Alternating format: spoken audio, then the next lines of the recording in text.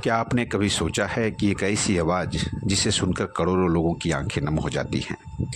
जिस लड़की ने बहुत कम उम्र में अपने पिता को खो दिया, जिसने परिवार की जिम्मेदारी अपने कंधों पे उठाई और जीवन में संघर्ष करते करते पूरी दुनिया में अपनी पहचान बना ली। जी हाँ, मैं बात कर रहा हूँ भारत की स्वर कोकिला स्वर्गीय लता मंगेशकर जी का। आज की कहानी सिर्फ एक महान गायिका की नहीं है, ये कहानी है संघर्ष, समर्पण, अनुशासन और सपने को कभी न छोड़ने की। लता मंगेशकर जी का जन्म एमपी के इंदौर में 1929 को हुई। उनके पिता पंडित दीनानाथ मंगेशकर प्रसिद्ध शास्त्रीय गायक और रंगमंच कलाकार थे। बचपन से ही लता मंगेशकर के अंदर संगीत के प्रति असाधारण प्रतिभा दिखाई देने लगी थी, लेकिन समय को कुछ और ही मंजूर था। लता जी सिर्फ लगभग 13 वर्ष की थी जब उनके पिता का निधन हो गया। पूरी परिवार की जिम्मेदारी उनके सामने थी। उन्होंने बहुत कम उम्र में काम करना शुरू कर दिया। यहीं से शुरू हुआ उनके संघर्ष का दौर, जिसने आगे चलकर उन्हें महान बना दिया।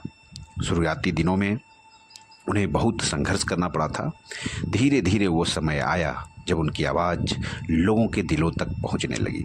साल 1949 में फिल्म महल का एक गीत आएगा आने वाला लता जी के करियर का एक बड़ा मोड़ साबित हुआ और इस गीत ने उनकी आवाज़ को पूरे देश में पहचान दिला दी। उसके बाद उन्होंने पीछे मुड़कर रही, कभी नहीं देखा और उनकी आवाज़ भारतीय सिनेमा की पहचान बनती चली गई।